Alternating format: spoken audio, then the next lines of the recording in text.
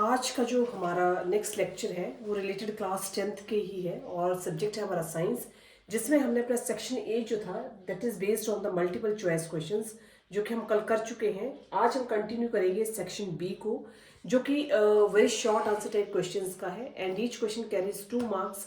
और ये सेक्शन हमारा शुरू होगा क्वेश्चन नंबर 16 से लेकर क्वेश्चन नंबर 24 तक। तो अब हम शुरू करते हैं नेक्स्ट वीडियो अपना section B.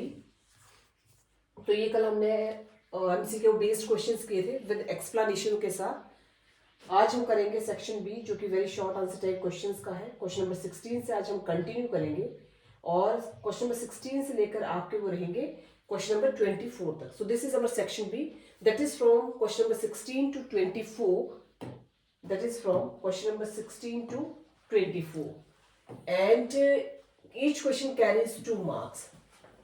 So let us continue with our question number 16, and your question number 16 is why should a magnesium ribbon be cleaned before burning in air? Magnesium ribbon को clean करने की जरूरत क्यों पड़ती है before burning in air? So magnesium ribbon should be clean before burning to remove the protective layer of basic magnesium carbonate from its surface.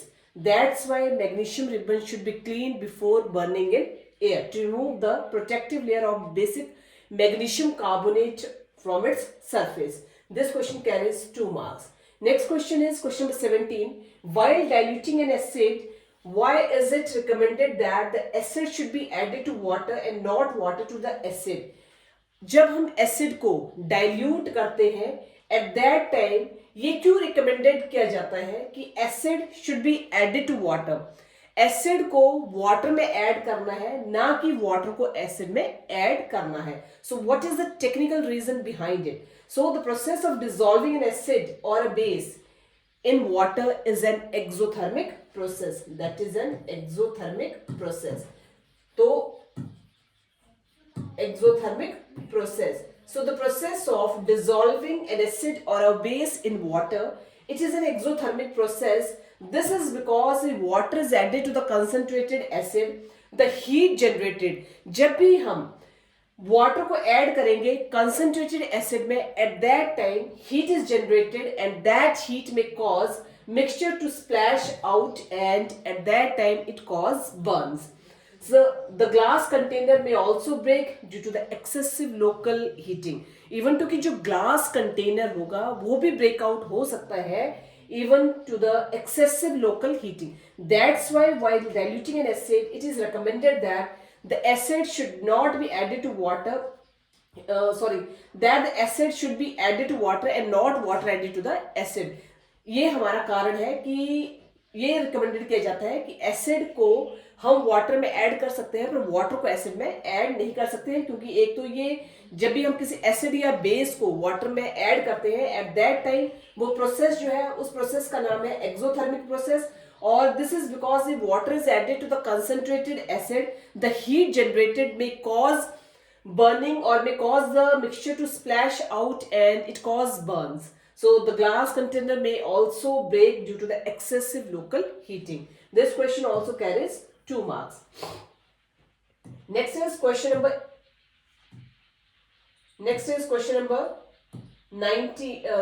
18, and your question number 18 is a mixture of oxygen and ethine.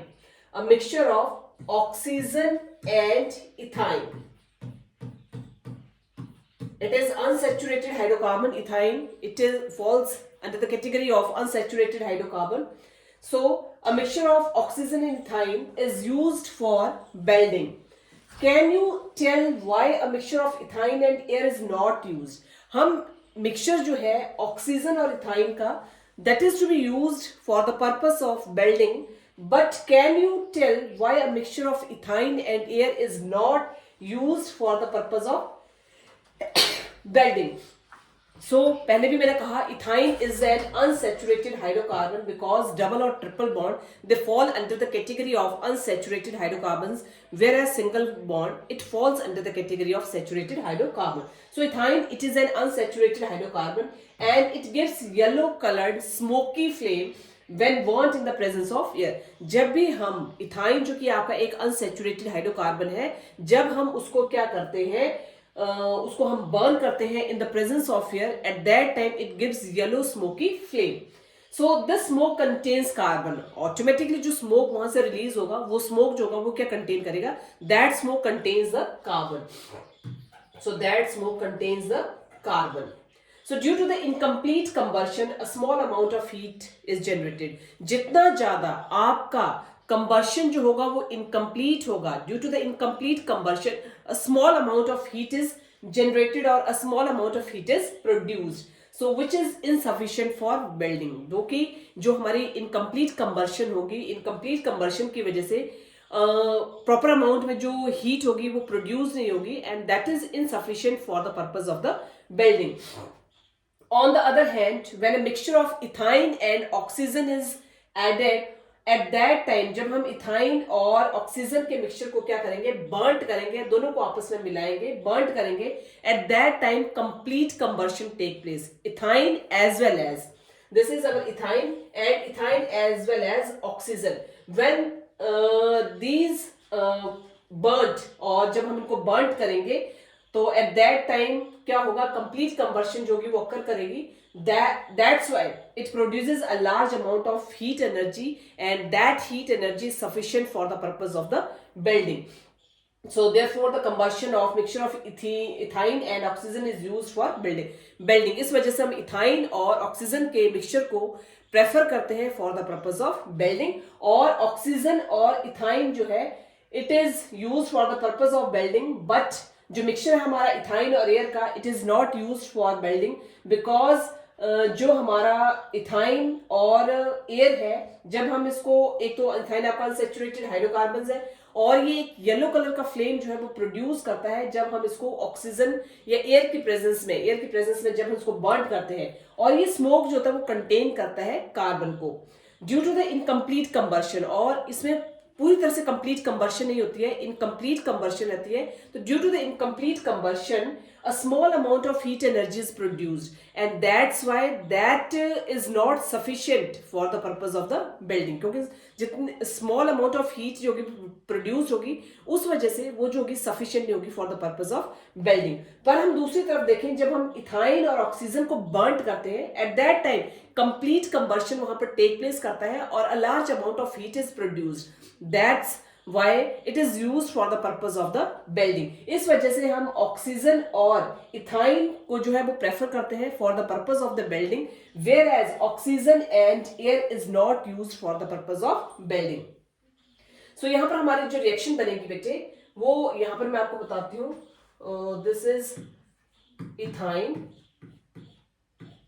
Triple bond, यहाँ triple bond रहेगा, plus हम किसको उसमें react कर रहे हैं? हम कर रहे हैं ऑक्सीजन को, 5 molecules of oxygen.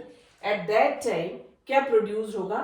Carbon dioxide, 4 molecules of carbon dioxide plus 2 molecules of water, and a large amount of heat and light, plus heat and light. It is to be produced.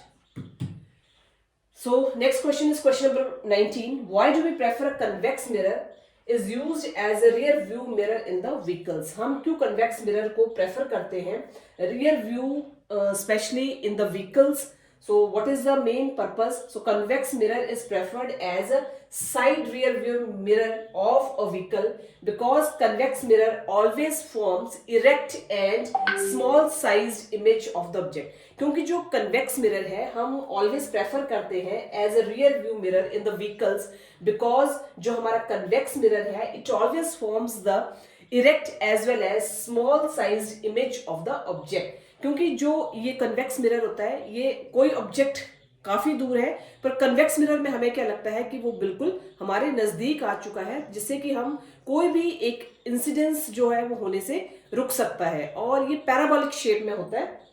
So this makes a wider field of view क्योंकि उससे हमें बिल्कुल wider view जो है वो उस image का हमें दिखता है.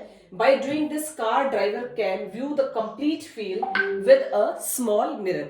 That's why we prefer a convex mirror for the rear view mirror in the vehicles. क्योंकि जो हमारा convex mirror है, it always forms the erect and the small sized image of the object, and this makes a wider view of the field, and by doing this, car driver can view the complete field with a small mirror. So this question again carries 2 marks, and it is our question number 19.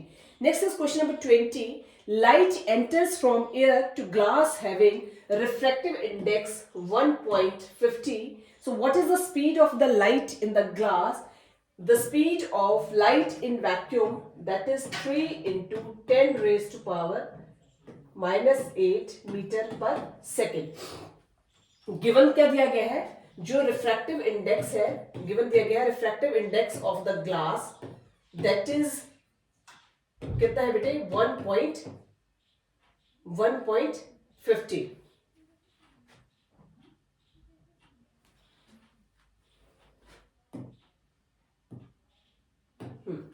refractive index of glass, it is 1.50. Next is speed of light in vacuum. The speed of light in vacuum, it is 3 into 10 raised to power 8 meter per second. And speed of light in glass, वो हमें find out करनी है। Speed of light in glass, it is to be find out. इसके बारे में हमें नहीं पता है। So we know that refractive index किसके इक्वल होता है?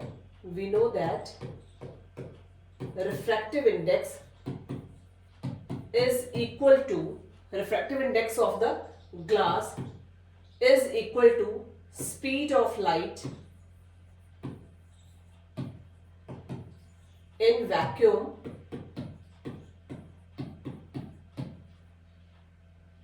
divided by speed of light in glass. So this is the formula, speed of light in glass. सो हमें पता है speed of light in vacuum हमारी कितनी है? Speed of light in vacuum हमारी है 3 इंटू 10 रेज्ड पावर 8 मीटर पर second divided by जो स्पीड ऑफ लाइट इन हमारी जो रिफ्रैक्टिव इंडेक्स ऑफ लाइट जो है that is 1.50. We know that हमें पता है refractive index of the glass that is equal to speed of light in vacuum divided by speed of light in glass. Speed of light हमें दी गई है that is 3 into 10 raised power meter per second, and next is speed of light in glass that is 1.50. अगर हम इसकी calculation करते हैं then the answer comes out to be 2 into 10 raised power 8 meter per second. So this is the speed, that light enters from air to glass having the refractive index that is 1.50. So at that time, the speed of the light in the glass, it comes out to be 2 into 10 raised power meter per second, and this question carries 2 marks. Next question is, why is normal eye not able to see clearly the objects placed closer than 25 centimeter? That is the defective or एक disease है। क्या कारण है कि normal eye जो है that is not able to, अब जैसे फॉर एग्जांपल अब मेरी नॉर्मल आई है and these normal eyes are not able to see the clear objects that are placed closer than 25 centimeter. So what is the reason behind it? That's why we can't see the clearly objects with the normal eye that are placed closer than 25 centimeter. For example ये मेरे पास book है and my normal eyes can't see the clear object that is to be placed closer than 25 centimetre. So when object is placed at a distance of 25 centimetre, जब हम object को placed करेंगे 25 centimetre पर, eight that time जो हमारा normal eye है by using its complete accommodating power that forms the image on the retina. वो क्या फॉर्म करती है? that forms the image on the retina that it seen clearly, so that it seen clearly. तो इसमें अब हम ये देख सकते हैं बेटे कि जब कोई ऑब्जेक्ट है उसको हम प्लेस करते हैं eight a distance of 25 centimetre, जो नॉर्मल आई है by using that complete accommodation और accommodating power, at that time it forms the image on the retina. उस टाइम वो एक इमेज बना देता है रेटिना के ऊपर. That's why उस टाइम हम ऑब्जेक्ट्स को क्लियरली सी कर सकते हैं. So if the same object is placed at a distance less than 25 cm, और वही ऑब्जेक्ट उसको अगर हम क्या करते हैं, placed at a distance lesser than 25 cm, अगर हम बिल्कुल अपनी आंखों के पास lesser than 25 cm डिस्टेंस पर उस ऑब्जेक्ट को हम ले आते हैं और हम उनको क्लियरली नहीं विजन कर पाते हैं, so then the eye lens can not form the image on the retina. उस टाइम पर जो हमारी आई है वो इमेज फॉर्म नहीं करती है on the retina and it can not be seen clearly. तो यही कारण है कि जब हम ऑब्जेक्ट को प्लेस करते हैं मोर देन 25 सेंटीमीटर पर, उस टाइम जो हमारी नॉर्मल आई होती है वो क्या करती है, उसमें एक accommodating power यूज करती है वो, by using the accommodating power, and that accommodating power forms the image on the retina. That's why we see the objects very clearly. But if the same object is placed at a distance closer than 25 centimeter, at that time the eye lens cannot form the image on the retina and we cannot see the objects clearly. This question again of 2 marks.